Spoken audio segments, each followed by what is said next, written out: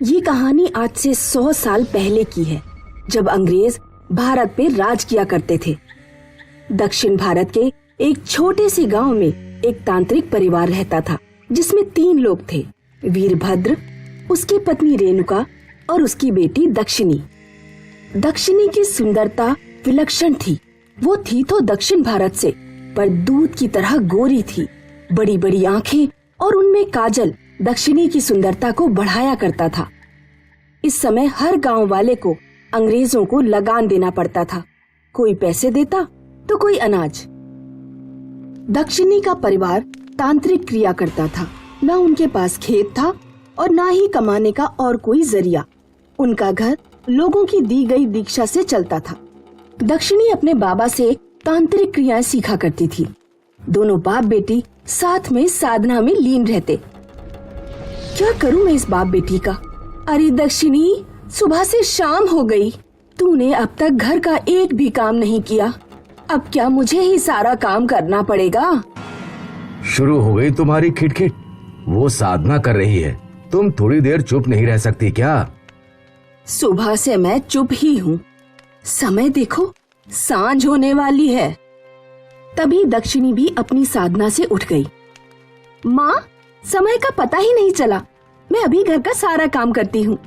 तुम सारा काम खत्म कर लो दक्षिणी, फिर मैं तुम्हें भूतों का सामना करना सिखाऊंगा। जी बाबा। दक्षिणी ने अपने घर की सफाई की, माँ के साथ खाना बनाया और फिर वो अपने बाबा के कमरे में गई। दक्षिणी, भूत और पिशाचों से काबू पाना आसान है, सिर्फ हिम्मत चाहिए और वो तुम्हारे गुलाम बन जाएंगे। पर क्या वो हमें हानि नहीं पहुँचाएंगे? क्यों नहीं, वही तो उनका हथियार है। वो तुम्हें डराएंगे, धमकाएंगे, पर अगर तुम तब भी टस से मस्त ना हुई तो उनके पास कोई जरिया नहीं तुम्हारी गुलामी करने के अलावा। ठीक है बाबा। अब मैं इस कमरे में एक भूत छोड़ रहा हूँ, तुम्हें उस पर काबू पाना है। तुम तैयार हो? दक्षिणी ने हाँ में मुंडी हिलाई और वीरभद्र ने एक बोतल से भूत को आजाद किया।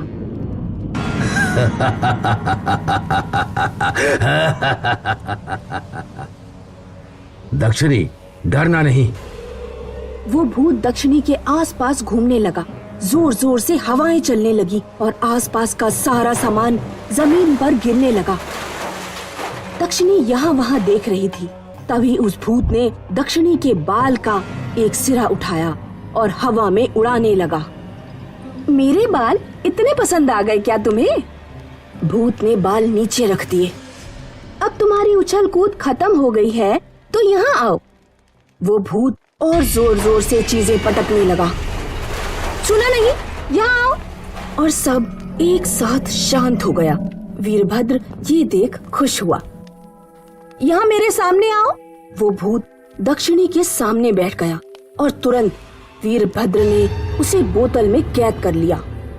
शाबाश दक्षिणी, पहली बार में कोई भूत का सामना नहीं कर सकता, पर तुमने कर दिखाया। तुम मेरी ही बेटी हो। वीरभद्र दक्षिणी के किए से बहुत खुश था। उसने अपनी पत्नी को भी बताया। अब क्या ये भी भूतों से खेलेगी? क्यों नहीं, इतना साहस आम नहीं है। ये मेरी बेटी है और ये मेरे परिवार की तांत्रिक परंपरा आगे बढ़ाएगी। दक्षिणी खुश थी कि वो अपने परिवार की परंपरा आगे बढ़ाएगी। वीरभद्र ने दक्षिणी का तांत्रिक प्रशिक्षण जारी रखा। वो रोज दक्षिणी को किसी न किसी भूत पिशाच के बारे में सिखाया करता था। अब 2 वर्ष बीत चुके थे और दक्षिणी ने बहुत सारे भूतों पर काबू कर लिया था। अब उसके पास भी कई बोतलें थीं जिसमें भूत रहते थे। एक दिन दक्षिणी गांव के कुएं से पानी लेने गई और यहीं एक अंग्रेज अफसर हैरी की नजर उस पर पड़ी। ओह गुडनेस, क्या कमाल की लड़की है। साउथ इंडिया में ऐसा ब्यूटी। हवलदार, ये लड़की कौन है? ये लड़की दक्षिणी है। ये एक तांत्रिक परिवार से है। तांत्रिक मतलब वो ही जो घोस्ट वोट से बातें करते हैं ना? जी सर, पर इसके परिवार वाले थोड़े अलग हैं। ये भूतों को अपना गुलाम बनाते हैं और सुना है ये लड़की अपने परिवार की परंपरा आगे बढ़ाने वाली है। मतलब ये भी भूतों से बात करती है? जी sir. I don't believe you, but मुझे वो लड़की चाहिए। चलो उसके घर जाते हैं। हवलदार अंग्रेज अफसर को दक्षिणी के घर ले गया। तुम लोगों ने कई सालों से लगान नहीं दिया, तुम्हें उन सब सालों का लगान एक साथ देना होगा। हमारी कमाई का जरिया सिर्फ भिक्षा है सरकार, हम कहाँ से लगान दें? वो हमें नहीं पता, तुम्हें कुल मिलाकर 100 रुपए लगान देने होंगे।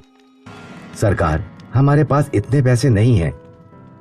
तो तुम अपनी बेटी को हमारे साथ भेज दो। ये नहीं हो सकता सरकार। तो लगान भरो। ये बात सुनकर दक्षिणी आगे आई। मैं तुम्हारे साथ चलने को तैयार हूँ, लेकिन मेरी एक शर्त है। शर्त? क्या शर्त? तुम्हें मेरे साथ मेरे इस कमरे में सिर्फ आधा घंटा रहना होगा। अगर तुम रह पाए तो मैं तुम्हारे साथ चलूंगी, पर अगर तुम नहीं रह पाए तो कभी इस गांव की ओर तक नहीं आना।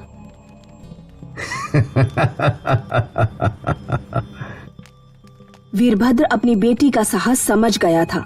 हवलदार ने वीरभद्र की हंसी देखी और फिर अंग्रेज के पास गया। सर, ये खतरनाक हो सकता है। क्या खतरनाक? I don't fair ghost. Ghost होते ही नहीं है, उससे ये अनपढ़ हिंदुस्तानी डर सकते हैं, मुझ जैसे पढ़े लिखे अंग्रेज नहीं। मेरी बात सुनिए सर। अंग्रेज ने हवलदार की नहीं सुनी और वो सीधा दक्षिणी के बताए हुए कमरे में चला गया। पीछे पीछे दक्षिणी भी चली गई।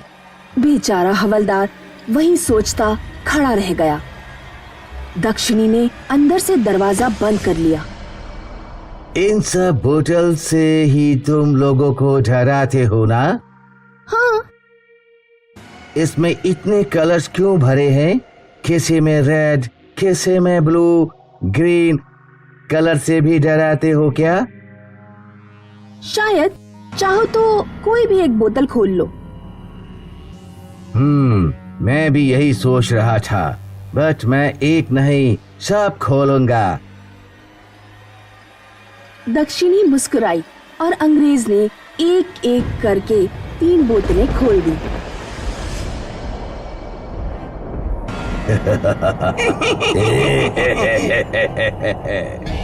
जब अंग्रेज पीछे मुड़ा तो वो 3 भूतों को देखकर डर गया। Help me, help me! वो तीनों भूत अंग्रेज के आगे पीछे घूमने लगे। अंग्रेज पसीना पसीना हो गया। जैसे ही वो भूत आगे बढ़ने लगे तो अंग्रेज चिल्लाने लगा, हवलदार, हवलदार, हवलदार! कोई नहीं आएगा तुम्हें बचाने। ये मेरे गुलाम हैं, सिर्फ मेरी बात मानते हैं। और फिर एक भूत ने अंग्रेज को हवा में उल्टा लटकाकर पटक दिया। दक्षिणी, प्लीज फॉरगिव मी। तुम्हें मैं चाहिए थी ना? और फिर तीनों भूतों ने अंग्रेज को दीवार से लटका दिया। मुझे माफ कर दो दक्षिणी, मुझे कुछ नहीं चाहिए। Forgive me, I am sorry. दक्षिणी ने कुछ मंत्र पढ़े और वो तीनों भूत अपनी अपनी बोतल में चले गए और बोतल पे फिर दक्षिणी हंसते हुए कमरे से बाहर गई। अपने अंग्रेज को ले जाओ और कभी इस गांव के आसपास भी मत दिखना। हवलदार भागता हुआ अंदर गया और जख्मी अंग्रेज को अपने साथ ले जाने लगा।